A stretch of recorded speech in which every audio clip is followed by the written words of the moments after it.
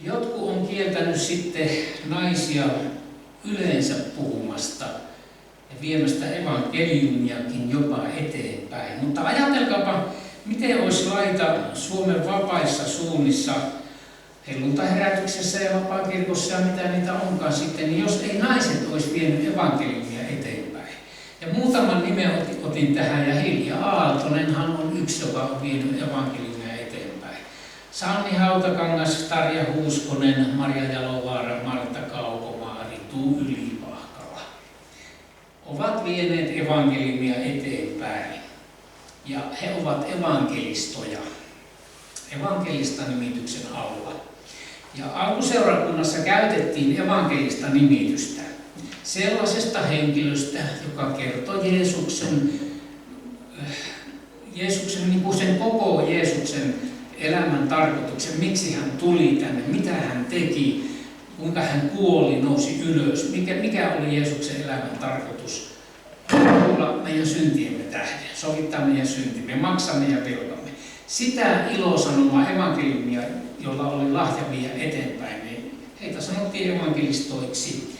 Ja tästä kun kiisteltiin sitten kauan vuosikymmeniä sitten, varmaan 70-80 vuotta sitten ainakin, niin helluntai-herätyksen silloin alkuaikoina, voi olla 90 vuotta. Minä nyt en tiedä tätä, milloin tämä on käsitelty. Ehkä 80 vuotta voisi olla aika lähellä. Niin käsiteltiin tämmöistä, että saako nainen ylipäätänsä viedä evankeliumia eteenpäin. No, tämä oli silloinkin jo aika kipiä asia. Niin puheenjohtaja sitten siellä sanoo, tai kysyi, että nostakaapa käsi ylös, ketkä olette naisen evankelioinnin tuloksena tullut uskoon. No salissa melkein jokainen nosti käteensä, niin puheenjohtaja sanoi, että tämä asia on loppuun käsitelty. Se oli siinä. Siitä ei enää puhuttu. Kyllä olisi Suomessakin aika huonosti asiat, jos niin ei saisi naiset viedä evankeliumia eteenpäin. Entäs sitten? Saako lähetyssaarnaajat, lähetystyöntekijät, naiset, saako ne puhua seurakunnassa? Ajatelkaapa, jos meidän lähetti, mitä me tuetaan, Päivi Tuokola, niin jos ei saisi tulla täältä eestä puhumaan, hänhän tulee ensi kuussa meille puhumaan, niin jos hän ei saisi täältä, niin se on aika nolo tilanne ja outo tilanne, jos ei saisi lähetystyöntekijät tulla puhumaan, että oli mies tai nainen. Totta kai saa. Olisi se kyllä erikoinen tilanne, jos kiellettäisiin sellainen tilanne. No alkuseurakunnassa evankeliumi meni eteenpäin ja ihmisiä rupesi tulee uskoon ja siellä oli miehet ja naiset yhdessä olivat keskenään. He rukoilivat ja siellä oli profetoimisen armolahja toimi. Kaikki oli yhdessä ja seurakunta kasvoi koko ajan. Jumala vuodatti henkensä palvelijoiden ja palvelijattarien päälle. Ja he rukoilivat ja he profetoivat. Se oli se lähtötilanne. Ja sitten tapahtui semmoinen, että se ei miellyttänyt kaikkia tämä, että seurakunta rupesi kasvaa. Tuli kristittyjä, Jeesukseen uskovia. Niin siellä sitten nämä vanhan liiton judaistit, niin nehän tykkäsi huonoa siitä. Ja panettiin apostolit vankilaan. Olette lukenut siitä. Mutta Jumalapa sitten avasi vankilan ovet. Ja mitä Jumala sanoo? Puhukaa pyhäkössä. Tämä elämän sanoja. Puhukaa. Viekää evankeliumia eteenpäin. No apostolit lähtivät ja sitten mainitaan, että kun he olivat puhuneet evankeliumia, he rupesivat opettaa. Apostolit olivat niitä Raamatun ajan opettajia. Ja se löytyy apostoliteot 5 ja 21 sanotaan, eli oli annettu ensin käsky puhua pyhäkössä kansalle nämä elämän sanat. Sen kuultuaan he menivät päivän koitteessa pyhäkköön ja opettivat. No silloin alkoi tämä opettamistehtävä ja opettajan virka tavallaan. Apostolit oli niitä opettajia. Ja myöhemmin sitten jakeessa 42 sanotaan, että he eivät lakanneet, vaan opettivat joka päivä pyhäkössä ja kodissa. Ja julistivat evankeliumia Jeesuksesta, Kristuksesta. Eli nyt siellä rupesi tapahtumaan tätä opettamistoimintaa ja kodeissa kokoonnuttiin, niin siellähän nyt ei ollut oikeastaan, oli minkälainen koti oli siellä, porukka oli siellä koolla, mutta pyhäkössä sitten oli eri asia. Juutalaisessa pyhäkössä oli naisten puoli ja oli miesten puoli.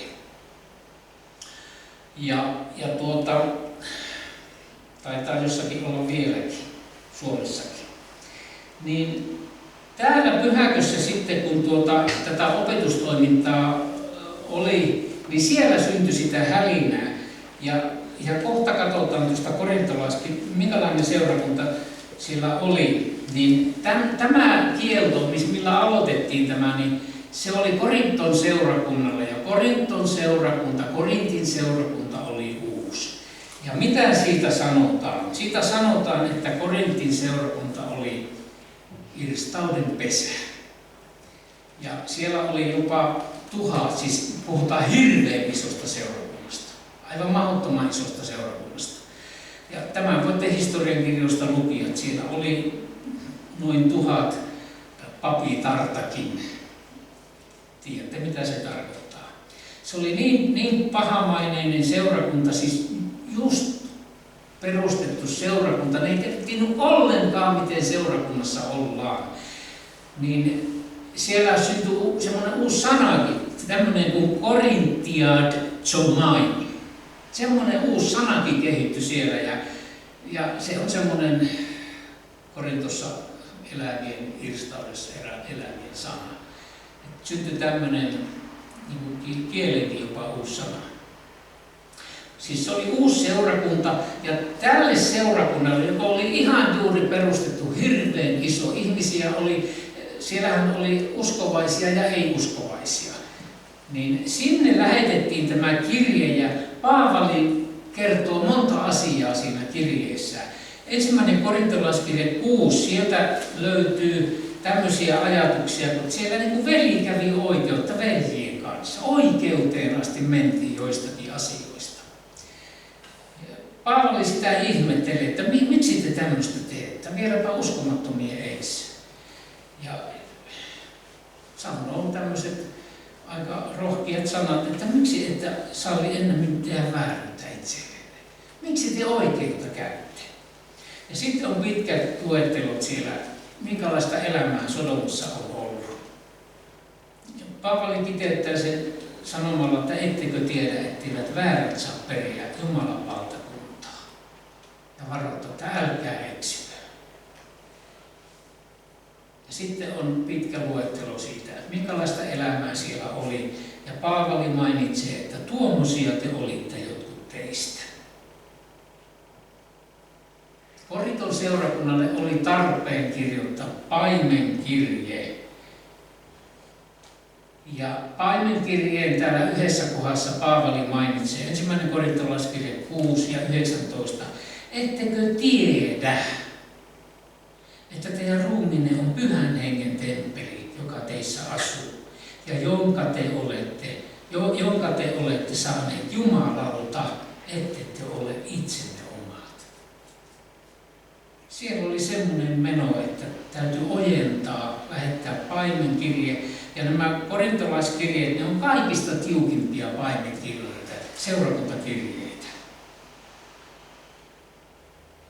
Se tilanne oli semmoinen, että se vaati semmoisen tosi napakan ja terävän opetuksen sille sitten.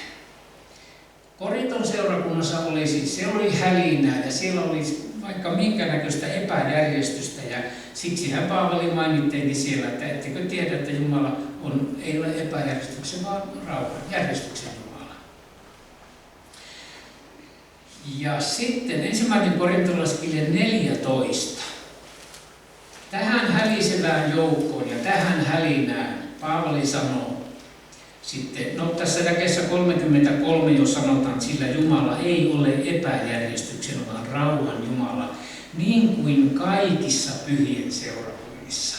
Siis tarkoittaa sitä, että ne muutkin seurakunnat, joita oli perustettu, niin niissä Jumala oli rauhan Jumala. siellä ei ollut niissä muissa epäjärjestystä, niin kuin kaikissa pyhien seurakunnissa. Pyhien seurakunnassa on rauhan Jumala. Niin sitten tämä jakeessa 34, olkoot vaimot vaiti teidänkin seurakunnan kokouksissanne. Heidän ei ole lupaa puhua, vaan olkoot alamaisia, niin kuin lakikin sanoo. Eli siellä nyt sitten, jos ajatellaan sitä juutalaista synagogaa, miehet ja naiset erikseen, niin siellä oli sitä hälinää. Miksi siellä oli hälinää? No siellä oli sen takia hälinää,